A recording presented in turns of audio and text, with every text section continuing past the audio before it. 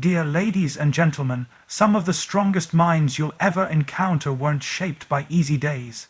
They were forged in fire. They weren't formed in comfort, but in chaos, in late nights filled with questions, in early mornings filled with fear, in seasons that seemed unfair, unrelenting, and uncertain. But let me tell you this, hard days are not your enemy, they are your classroom. The world has taught us to avoid pain, to escape pressure, to chase what feels good instead of what builds grit. But here's the truth, your mind doesn't grow when life is easy. It grows when you're stretched beyond your limits.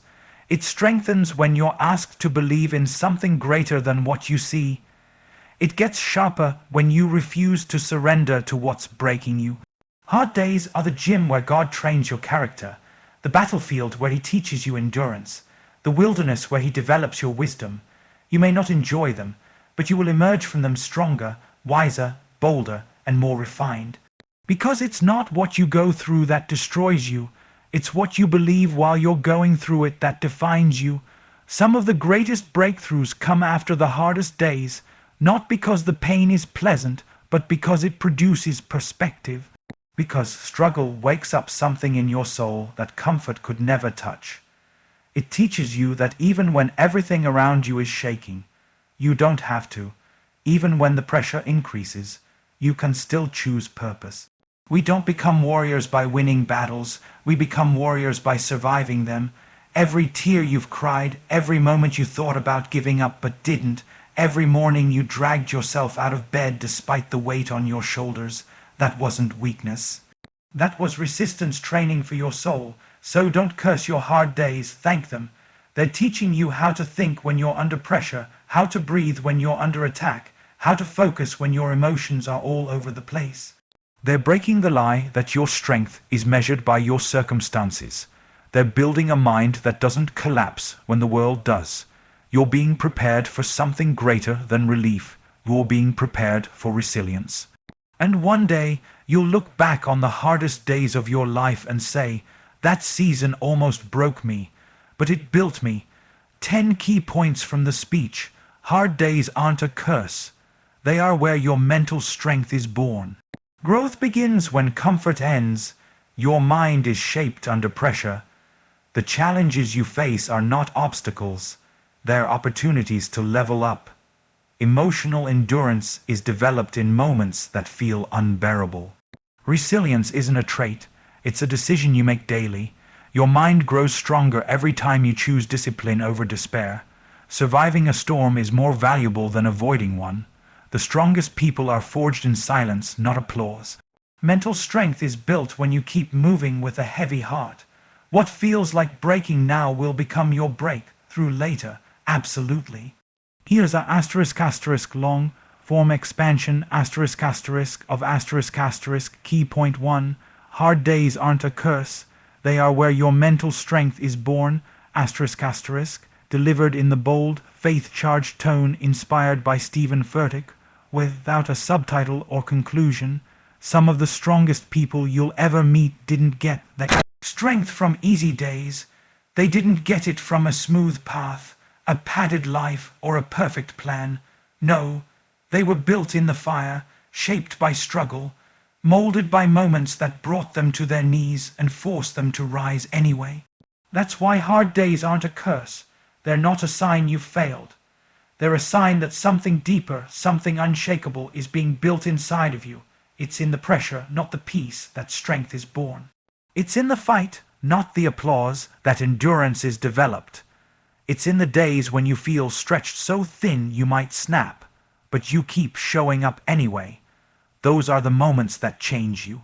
Those are the days that don't just test your mind, they train it, not just to survive but to stand, not just to endure but to overcome. Because here's the truth, if life were always easy, you'd never know what you're capable of. If every day were predictable and painless, you'd never discover the deep reserves of resilience buried inside your spirit. Hard days force you to dig deeper, to stop coasting, and to stop depending on what's around you and start depending on what's ** within ** you. There's a strength that only shows up when everything else falls apart, a focus that only sharpens when everything else gets blurry, a fire that only ignites when the night is darkest. And that's why you shouldn't run from hard days. You should recognize them, embrace them, because they are not enemies sent to destroy you. They are assignments sent to develop you. When you go through a hard day and you don't give up, that's strength. When you pray with a heavy heart, that's strength. When you hold on to hope while carrying disappointment, that's strength. When you feel like you've lost everything but you refuse to lose your faith, that's the kind of strength you can't fake. And that kind of strength is only born in the fire of adversity. So no, hard days are not a curse. They are a calling to rise, a calling to mature, a calling to become the person you were meant to be, not the version you show the world, but the version that survives the silence, stands through the storm, and doesn't back down just because the atmosphere gets heavy. That kind of strength is forged, not found. It's earned through pain, through discipline, through trust when there's no clarity, and through courage when fear is louder than faith. But once you've walked through a hard day and refused to let it define you, you've already started to win. Because now the enemy knows. You don't just have talent, you've got tenacity. You don't just have gifting, you've got grit . And that is how strong minds are built. One hard day at a time, one battle you didn't quit. One storm you survived, one prayer you whispered through tears, one moment when quitting screamed, but your faith whispered louder certainly. Here's a deep, emotionally intense expansion of key point 2. Growth begins when comfort ends. Your mind is shaped under pressure written in the passionate and bold voice inspired by Furtick. Without a subtitle or conclusion, we all say we want to grow, but few of us are willing to leave the comfort zone where growth actually dies. Real growth doesn't come wrapped in convenience or coated in ease. It comes at the cost of comfort, and it shows up dressed as resistance. You don't grow by staying where it's safe. You grow when you step into spaces where you're not sure you'll make it through, and you still choose to show up anyway. You see, the human mind, the soul, the spirit, it doesn't evolve in still water. It sharpens in storms. It's under pressure that the weak things break off and the strong things rise up. It's under pressure that faith gets real, that motives get purified, and that your mind begins to expand beyond what it thought was possible. We've been told to avoid discomfort, to run from pain, to seek balance. But what if the pressure you're feeling right now is actually a gift? What if the stress you're carrying isn't meant to crush you, but to stretch you ? What if the anxiety you're trying to pray away is the very tension that's waking up your calling? Comfort is where dreams go to sleep. Pressure is where vision wakes up. Let's be honest. Comfort never taught you how to fight.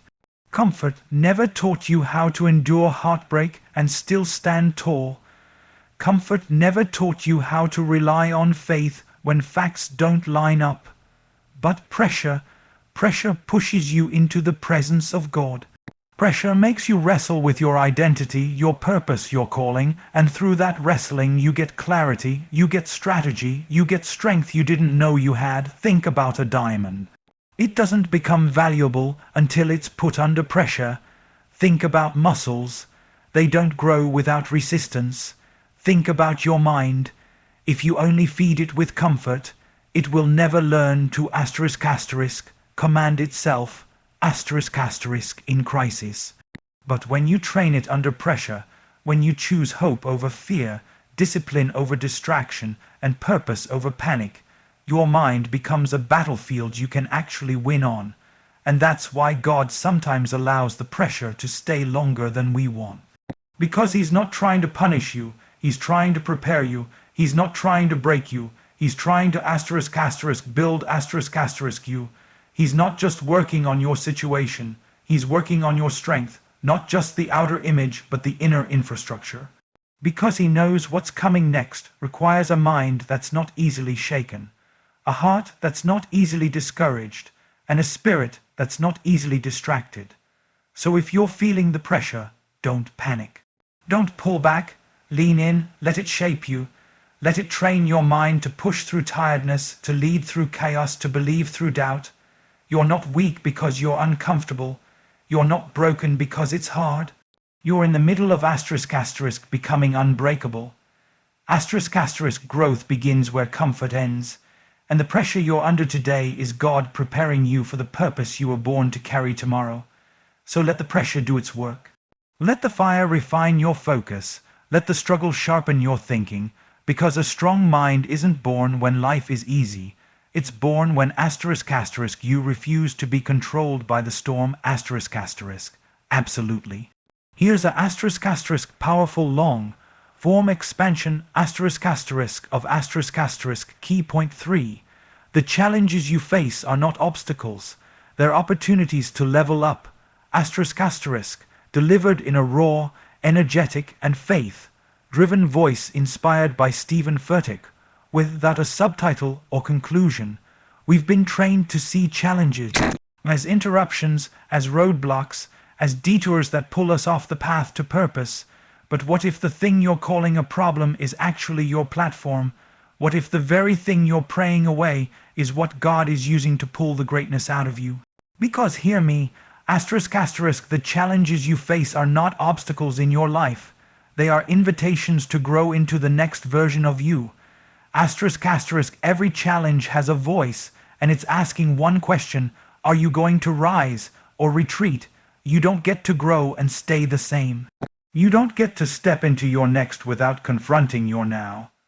That's why challenges exist, not to stop you, but to stretch you, to confront your limitations, to surface your insecurities, to shake you out of small thinking and safe living.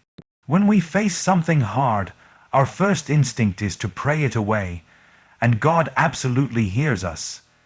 But sometimes, instead of removing the mountain, He strengthens your legs for the climb. Sometimes, instead of calming the storm, He develops your faith to walk on water through it. Because if He removed every challenge, we'd stay comfortable, and comfort never grew a champion. God is not in the business of handing out easy lives. He's in the business of building powerful people. And power isn't formed when everything flows your way.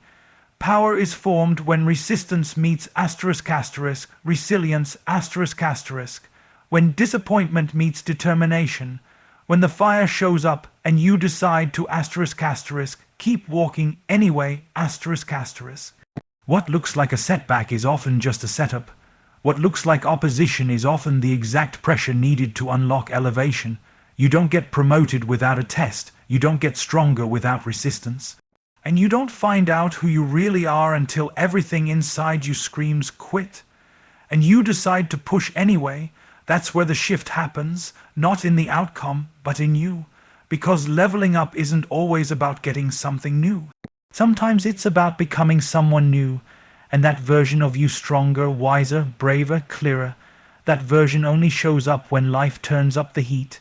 That's why the challenge came, not to crush you, but to call you higher to force you to tap into the grit you've been hiding, to pull your vision out of survival mode, to wake up your gift and stir up your faith and remind your soul that there is more.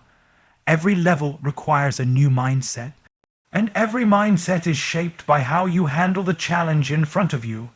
Will you shrink back and play it safe, or will you lean into the discomfort and say, this is hard, but it's not bigger than what God put in me? So the next time you feel overwhelmed, underqualified, or outnumbered, don't ask why me. Ask, what is this trying to teach me? Because there's strength in the struggle, wisdom in the war, purpose in the pressure.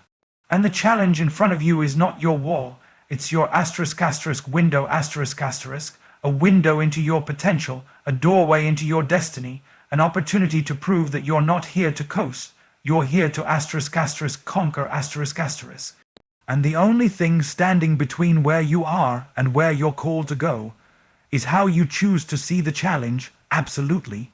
Here's a long form expansion of key point 4. Emotional endurance is developed in moments that feel unbearable written in the bold, passionate, and spiritually stirring style inspired by Stephen Furtick, without a subtitle or conclusion. Let's talk about those moments you don't post about. The ones where you're holding back tears in front of people because you don't want to look weak. The ones where you sit in silence, not because you don't have anything to say, but because you're so emotionally exhausted that words don't even come out right. The moments that make you want to pull away, shut down, check out, the unbearable ones. It's in asterisk, those asterisk moments that something deeper is happening. You think you're breaking, but you're actually building. You think you're losing control, but you're learning how to lean on the only one who was ever in control to begin with. Emotional endurance doesn't come when life is balanced. It doesn't grow when everything's working in your favor. Asterisk asterisk, it's born when the weight feels like too much, and you keep breathing anyway. Asterisk asterisk, this is the kind of strength no one can give you, and no one can take from you. It's forged in seasons where you cry yourself to sleep, but still wake up the next day and do what you said you'd do. It's formed in situations where you feel like screaming, but you choose to pray. Where you want to run, but instead you stand.